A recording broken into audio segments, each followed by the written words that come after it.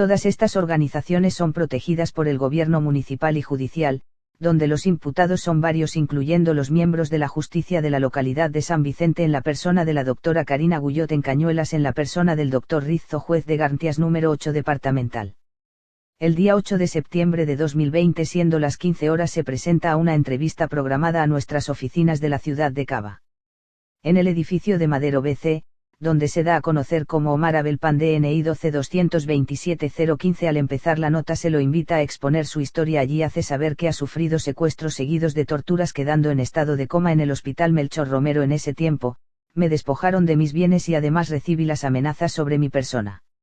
La denuncia se dirige contra Lidia Graciela Benítez DNI 35.642.186 de 31 años de edad con domicilio en la calle Mateo número 873 San Vicente provincia de Buenos Aires. Según la declaración de la víctima, los responsables de los delitos contra su integridad física y psíquica en perjuicio de su personas, los de denunciados colectivo Mujeres Andando. Esta organización como otras que fueron nombradas tienen subsidio del Estado y imponen presiones a los miembros de la justicia, agrupación político-pedagógico sindical, CHE, docentes, San Vicente. Presidente. Perón, Cooperativa de Trabajadores Rurales de San Vicente, Frente Popular Darío Santillán Corriente Nacional. Miembro de la Casa de la Cultura Acuarela del Sur. Secretario de Género UTT, Mariposas de Villa París, Tatagua Colectiva Feminista, Conurbano Sur Espacio de Género Frente Popular Darío Santillán Corriente Nacional. Feminista comunitaria antipatriarcal, boliviana.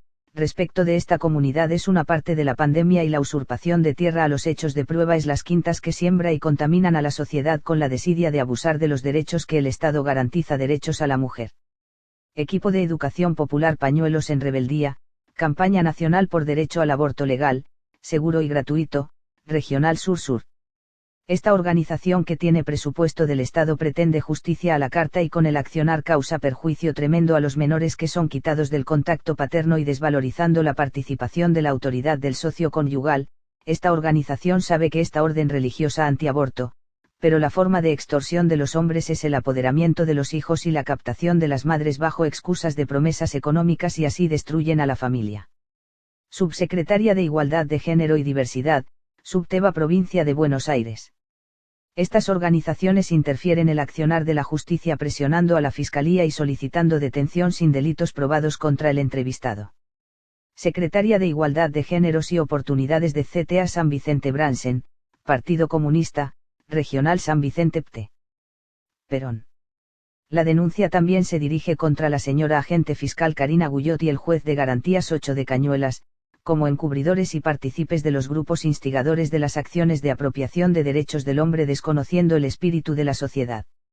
La denuncia alcanza a las diputadas que fugonean las acciones de destrucción de la familia con la actividad feministas y odios contra una organización religiosa que no comparte el pensamiento de estas incitadoras a la violencia.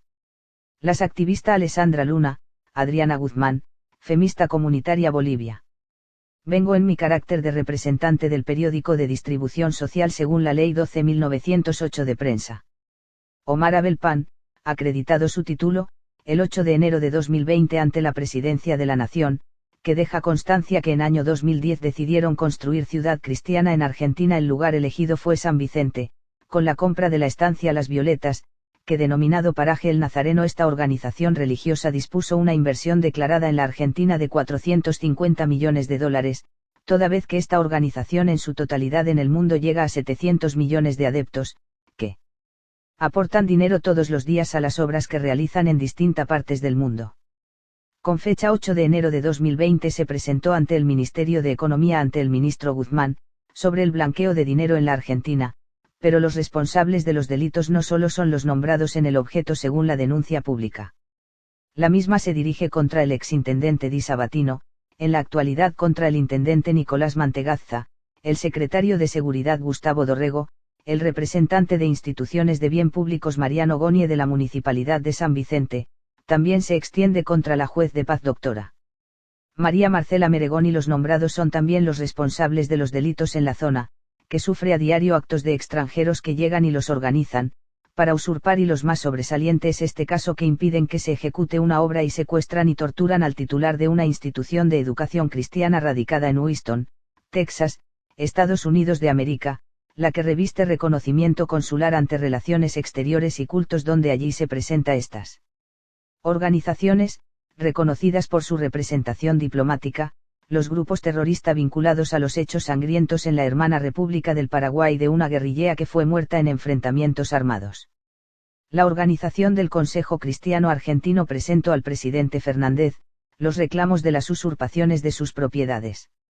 Las organizaciones que actúan en forma organizada como células de ejecución y extorsionar a organización con sede en los Estados Unidos sabiendo que cuentan con dinero se los someten con un sistema cuasi legal pero con ajusticiamientos sin juicios y garantías constitucionales en una clara violación de los derechos de los incapaces. Donde los miembros de estos grupos organizados como guerrilla secuestra tortura a un representante de la Iglesia luterana con base en los Estados Unidos que declara y compra sus propiedades en la jurisdicción de San Vicente. Este accionar contra los representantes consulares se debe aplicar lo previsto en la Ley 26.734 y 25.241 de terrorismo sobre estas organizaciones que están enquistadas en sociedades de la provincia de Buenos Aires. Lo cierto es que existen organizaciones armadas en la Argentina con planteos de no reconocer la Constitución ni los símbolos de la nación. Las violaciones consulares de la Convención de Viena sobre Relaciones Consulares implementada por la Ley 17.081.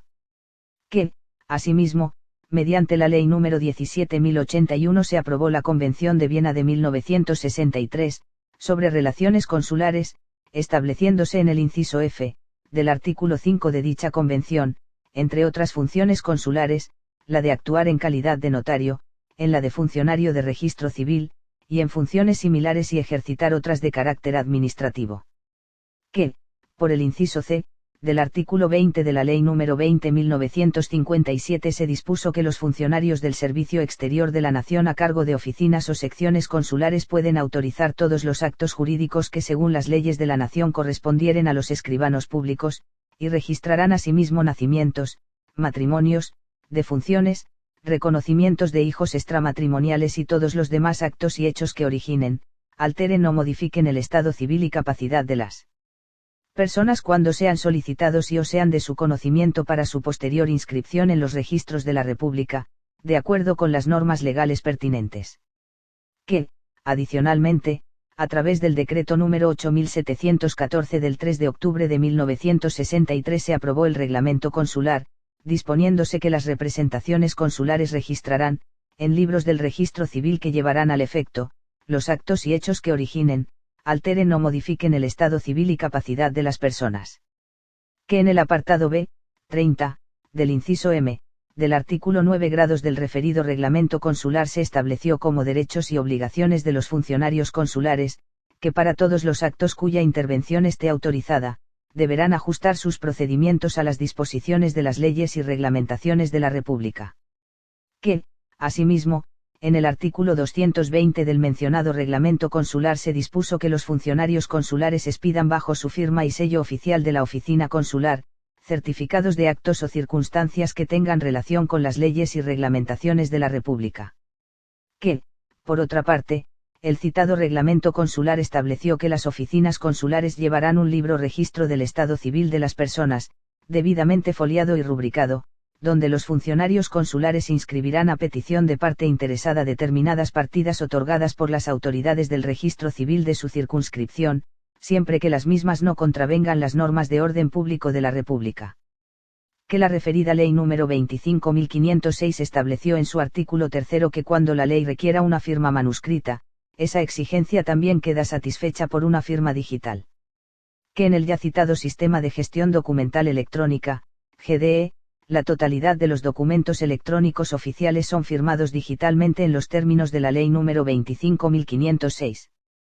Que dicho Sistema de Gestión Documental Electrónica, GDE, fue distribuido para su más amplia utilización, encontrándose su uso en plena expansión en diversas jurisdicciones y ámbitos, lo que trae aparejada su interoperabilidad, y permite generar documentos electrónicos oficiales firmados digitalmente que gozan de pleno valor probatorio.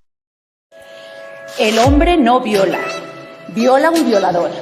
El hombre no mata, mata a un asesino. El hombre no maltrata, maltrata a un maltratador. Y el hombre no humilla, humilla a un cobarde.